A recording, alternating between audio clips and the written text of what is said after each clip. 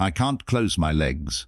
The words came out strained, edged with panic, and they stopped the rancher mid-step like a warning shot. Stay with this story until the very end, because what he discovers beneath her will change everything. And if you enjoy emotional stories with shocking twists, take a moment now to like the video and subscribe to the channel so you don't miss what happens next. The woman stood rigid at the edge of the old pasture, dust clinging to her boots, her knuckles white as she gripped the fabric of her coat. There was no blood, no obvious injury, nothing to explain why her body refused to obey her. The rancher, Luke, had lived on this land all his life. He'd pulled calves from mud, freed coyotes from wire, and stitched his own hand after a bad slip with a blade. But this was different. Her legs were locked apart as if held by an invisible force, her breathing shallow, eyes darting with fear she couldn't hide. "Easy," Luke said, keeping his voice low and steady. "Don't force it." He circled slowly, careful not to spook her, scanning the ground. The pasture looked ordinary, dry grass, scattered stones, the faint lines of old fencing long since pulled out. Yet something felt off, like the land itself was holding its breath. She told him she'd been crossing the field when the earth shifted under her boots. A sudden pressure, a cold clamp, then nothing moved the way it should. Luke knelt, brushing away dirt with his fingers. The soil was packed tight in a way that didn't match the rest of the field. He dug a little more and felt it, metal, cold, unmistakable. His stomach tightened. "Okay," he said gently, though his pulse quickened. "I need you to stay very still." Her eyes filled. "What is it?" He didn't answer yet. He cleared more dirt, revealing a curved edge, rusted but solid, shaped with purpose. This wasn't a rock, it wasn't farm debris. It was something designed, something hidden. Luke's mind raced through half-forgotten stories his father used to hush whenever they came up at the dinner table, about an accident, about equipment buried instead of hauled away, about a deal that kept the town quiet. He'd always assumed they were exaggerations meant to scare kids into staying out of the far fields. Now the stories pressed closer, heavy and real. The woman's breath hitched. "Please," she whispered. "Just tell me what's happening." Luke swallowed. "You stepped on something old," he said carefully, "and it's holding you." He glanced at her legs again, noting how unnatural the tension looked, as if the ground itself had reached up and refused to let go. He reached for his phone, then paused. "I'm going to get help," he said.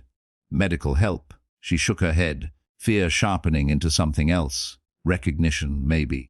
"If they see it," she said, voice trembling, "they'll know." "Know what?" Luke asked. She didn't answer.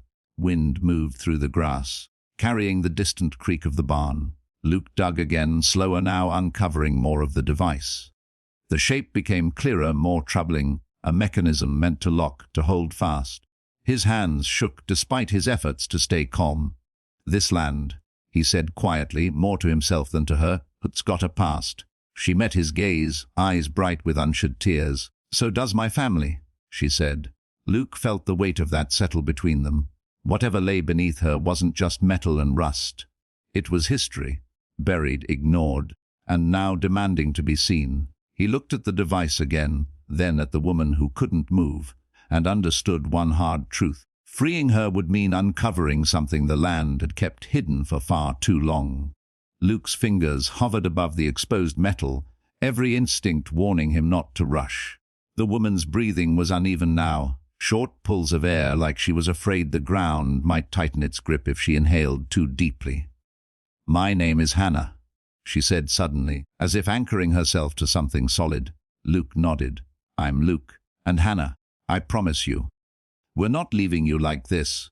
He reached for his jacket and folded it under her arms so she could lean without straining, then shifted his attention back to the soil.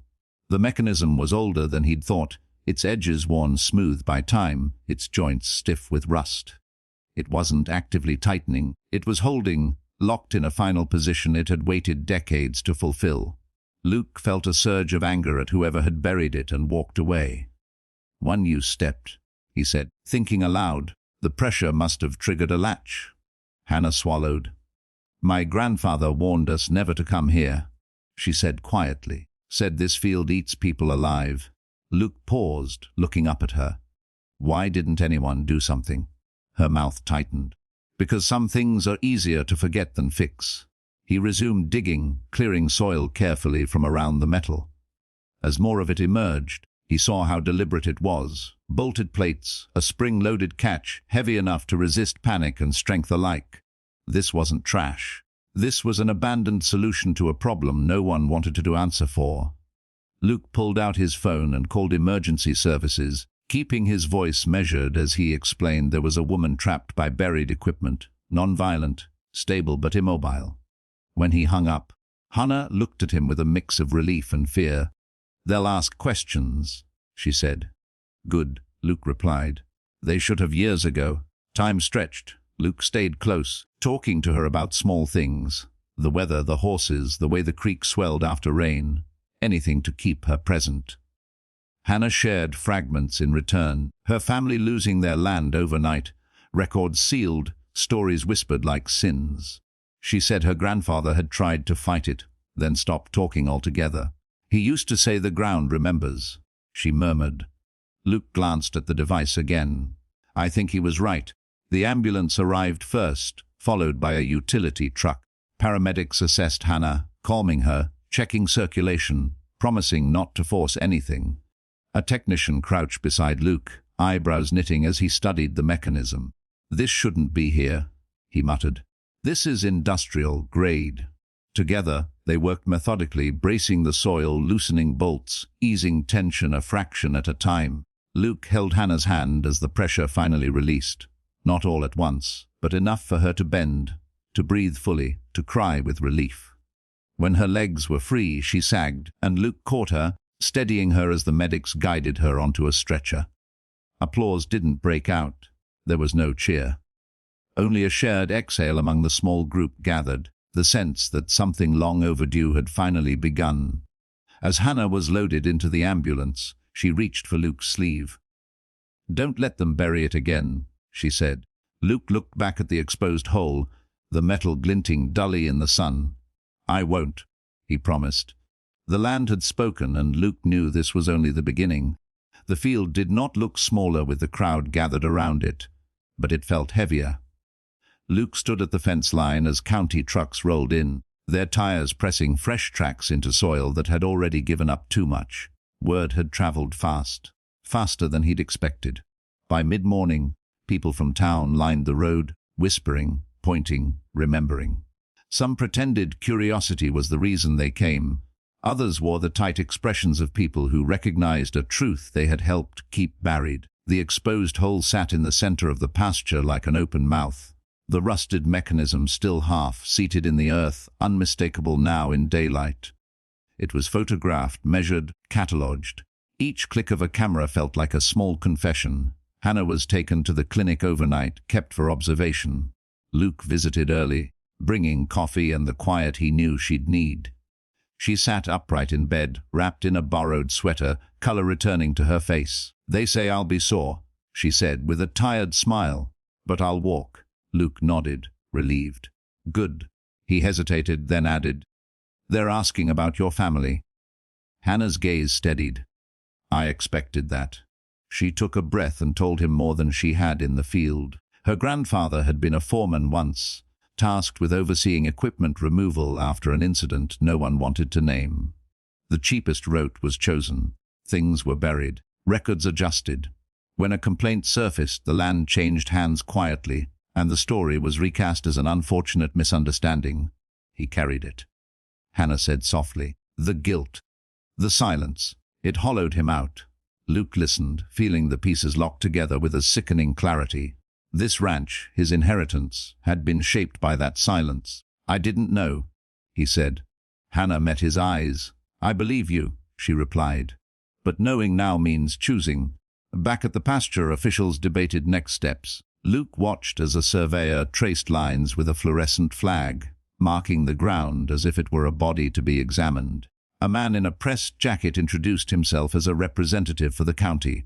"We'll need to secure the site," he said, polite and firm. "This could open a larger inquiry." Luke nodded. "Do what you have to," he said. The man studied him. You understand this may affect ownership. Luke looked past him to the hole, to the metal that had waited decades to be found. I understand, he said. What he didn't say, what he couldn't yet articulate, was that ownership meant less to him now than accountability. As the day wore on, old names resurfaced. A woman approached Luke at the fence, hands trembling. My brother, she said, not quite meeting his eyes. He was hurt out here. They said it was nothing. Another man lingered, then spoke of a settlement that came with a clause he'd never read carefully enough.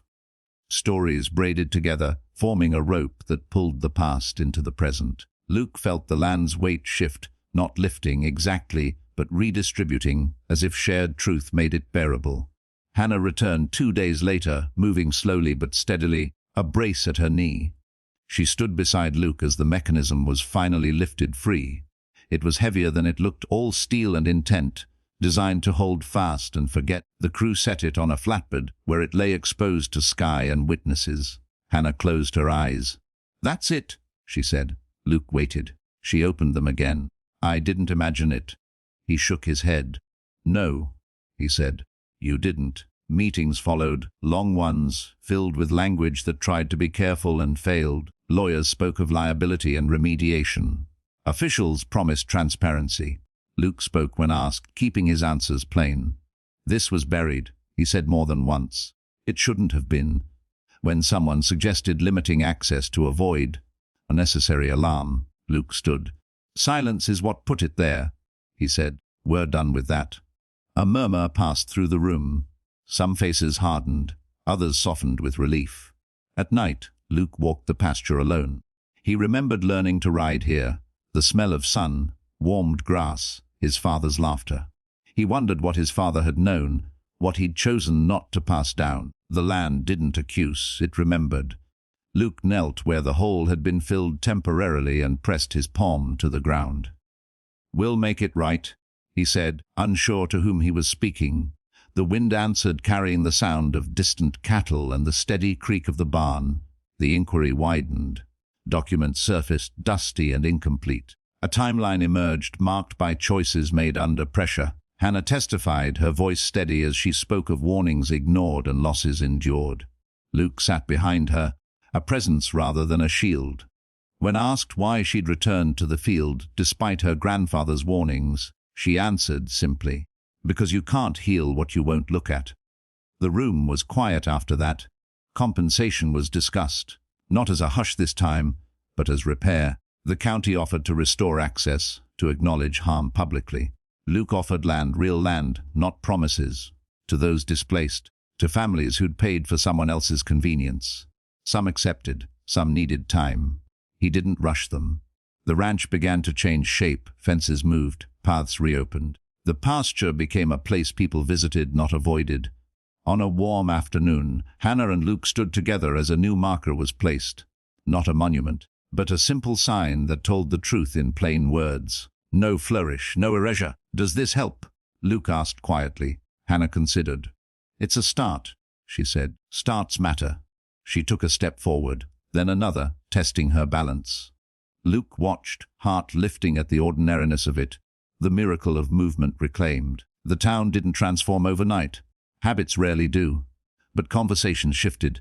Children asked questions. Elders answered some of them. And when Luke looked out over the ranch at dusk, he saw not just land, but responsibility, shared, imperfect, and finally acknowledged. The ground had released its hold. What remained was the work of keeping it honest. The pasture grew quiet again, but it was no longer silent. Hannah walked freely now, her steps steady, her past no longer hidden beneath her. Luke watched the land settle into something honest at last. Truth had surfaced, and with it came responsibility, healing, and a future no longer built on buried mistakes.